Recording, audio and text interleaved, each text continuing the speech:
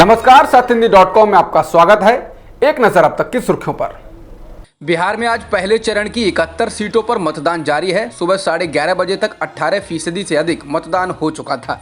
बता दें, नीतीश कुमार की जदयू 71 में से 35 सीटों पर चुनाव लड़ रही है। बीजेपी 29 सीटों पर चुनावी मैदान में है। दूसरी ओर विपक्षी राजद 42 सीटों पर और कांग्रेस 20 सीटों पर चुनाव लड़ रही है। बिहार के नक्सल प्रभावित औरंगाबाद में नक्सलियों द्वारा हमले की योजना को असफल कर दिया गया है। केंद्रीय रिजर्व पुलिस बल ने बुधवार सुबह बम बरामद किए हैं। बता दें, इससे पहले नक्सली संगठनों ने चुनाव के बहिष्कार की अपील की थी। यहां पुल के नीचे 2 बम लगाए गए थे, लेकिन सीआरपीएफ ने इन्हें देख लिया और डिफ्यूज कर दिया। बिहार विधानसभा चुनाव में कुछ दिन पहले नीतीश कुमार तब खासे परेशान हो गए थे जब बीजेपी की ओर से जारी पोस्टर्स में उनका चेहरा गायब था। विज्ञापन वायरल हुआ तो नीतीश के रणनीतिकार मैदान में कूदे।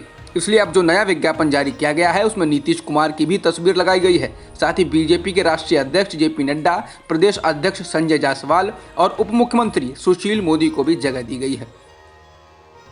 बिहार चुनाव में आज प्रधानमंत्री मोदी ने राम मंदिर का राग अलापा। बुधवार को दरभंगा में आयोजित रैली में मोदी ने कहा, सदियों की तपस्या के बाद आखिरकार अयोध्या में भव्य राम मंदिर का निर्माण शुरू हो गया है। वो सियासी लोग जो हमसे तारीख पूछते थे, बहुत मजबूरी में अब वे तालियां बजा रहे हैं। मां सीता के क्षेत्र में आकर मैं यहाँ के लोगों को राम मंदिर निर्माण की बधाई देता हूँ, क्योंकि आप उसके प्रमुख हकदार हैं। एलजेपी प्रमुख चिराग पासवान ने मुख्यमंत्री नीतीश कुमार पर निशाना साधते हुए बीजेपी के लिए चेतावनी जारी की है। चिराग ने ट्वीट में कहा है कि नीतीश कुमार जी को दिया गया एक भी वोट न सिर्फ बिहार को कमजोर और बर्बाद करेगा, बल्कि राजद और महागठबंधन को मजबूत करेगा। चुनाव के परिणामों के बाद बीजेपी को छोड़ राजद के साथ जाने की तैयारी कर चुके हैं साहब। राजद के आशीर्वाद से पहले भी सरकार बना चुके हैं। कांग्रेस की ओर से बिहार के प्रभारी बनाए गए शक्ति सिंह गोहिल ने एनडीए गठबंधन में हुई टूट पर तंज कसा है। उन्होंने कहा कि बीजेपी एक हाथ में चिराग रखना चाहती है ताकि इससे अपना घर रोशन रखे, नीतीश जी का घर जला सके। वो चिराग को भी बुझाना चाहते हैं, इसलिए बीजेपी पहले चिराग का इस्तेमाल करना चाहती है और फिर बाद में उससे भी छुट्टी पा लेगी। बिहार विधानसभा चुनाव के लिए चल रहे पहले चरण के मतदान के बीच राष्ट्रीय जनता दल के नेता तेजस्वी यादव ने कानून व्यवस्था का मुद्दा उठाकर राज्य सरकार पर तीखा हमला बोला है। उन्होंने मुंगेर में दुर्गा विसर्जन के दौरान हुई गोलीबारी पर पुलिस की तुलना जनरल डायर से कर दी है। बता दें कि बिहार के मुंगेर में सोमवार की शाम मूर्ति विसर्जन के दौरान हुई फायरिंग में 2 लोगों की मौत हो गई। तेजस्वी ने बुधवार को प्रेस कॉन्फ्रेंस कर इस पर सवाल उठाया। उन्होंने पूछा, पुलिस को जनरल डायर बनने की अनुमति किसने दी? उन्होंने आरोप लगाया कि इसके लिए आदेश कहीं न कहीं से आया था।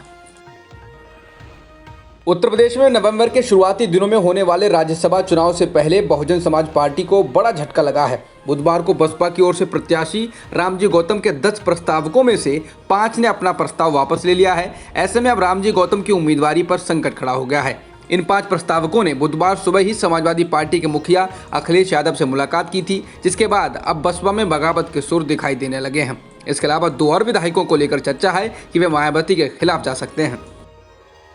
अमेरिका द्वारा भारत चीन सीमा विवाद में भारत का साथ देने की बात कहने के बाद चीन की प्रतिक्रिया आई है।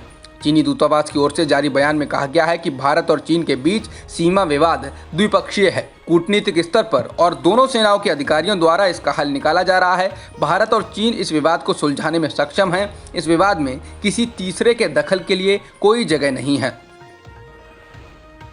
जम्मू कश्मीर के पूर्व मुख्यमंत्री महबूबा मुफ्ती ने सूबे में राष्ट्रीय जांच एजेंसी यानी एनआईए द्वारा की गई छापेमारी के विरोध में बीजेपी पर निशाना साधा है। मुफ्ती ने कुछ देर पहले ट्वीट किया कि एनआईए ने श्रीनगर में मानवाधिकार कार्यकर्ता खुर्रम परवेज और ग्रेटर कश्मीर के कार्यालय पर छापामारी की है। यह अभिव्यक्ति की आज़ादी और असंतोष पर भारत सरकार की दोषपूर्ण कार्रवाई का एक और उदाहरण है। अफसोस की बात है कि एनआईए उन लोगों को डराने और धमकाने के लिए बीजेपी की पालतू एजेंसी बन गई है जो लाइन में लगने से इनकार करते हैं। बांग्लादेश की राजधानी ढाका में फ्रांसीसी सामानों के बहिष्कार की मांग के समर्थन में दसियों हजारों लोगों ने विरोध प्रदर्शन किया। फ्रांस के इस्लामिक अतिवाद के खिलाफ कड़े रुख के कारण विवाद बढ़ता जा रहा है। इसे लेकर इस्लामिक देशों से कड़ी प्रतिक्रिया आई है। ढाका में प्रदर्शनकारियों ने फ्रांस के राष्ट्रपति इमैनुअल मैक्रों का पुतला भी जलाया। प्रदर्शनकारी ढाका स्थित फ्रांसीसी दूतावास की तरफ बढ़ रहे थे, लेकिन पुलिस ने उन्हें रोक दिया।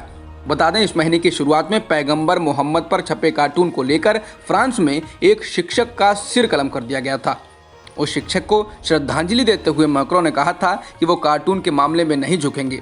साथ ही उन्होंने इस हमले को इस्लामिक आतंकवाद करार दिया था। भारत में एक दिन में 43,893 नए मामले सामने आए हैं और 508 लोगों की मौत हुई है, जिसके साथ ही देश में कुल संक्रमितों का आंकड़ा 79,90,000 के पार हो गया है और मृतकों की संख्या 1,20,000 के पार हो गई है। फिलहाल एक्टिव मामले 6,10,000 से ज्यादा हैं। भारत में एक दिन में 10,66,000 से अधिक सैंपल्स की टेस्टिंग की गई है, जिसके साथ ही देश में कुल टेस्टिंग का आंकड़ा 10,54,87,000 के पार हो गया है। जॉन्स हॉपकिंस यूनिवर्सिटी के अनुसार दुनिया में कोरोना संक्रमितों का आंकड़ा 4,39,00,000 के पार हो गया है और मृतकों की संख्या 11,66,000 के पार हो चुकी है। वहीं वर्ल्डोमीटर्स वेबसाइट के मुताबिक दुनिया में अब तक 3,24,00,000 से अधिक लोग ठीक भी हो चुके हैं। जॉन्स हॉपकिंस यूनिवर्सिटी के अनुसार अमेरिका में संक्रमितों की संख्या 87,77,000 के पार है और मृतकों की संख्या 2,26,000 के पार हो चुकी है। इसके अलावा ब्राजील में कुल संक्रमितों का आंकड़ा 54,39,000 के पार हो गया है और मृतकों की संख्या 1,57,000 के पार है। अब तक की खबरों में बस इतना ही। बाकी खबरों के लिए बने रहिए सत्यहिंदी.com के साथ।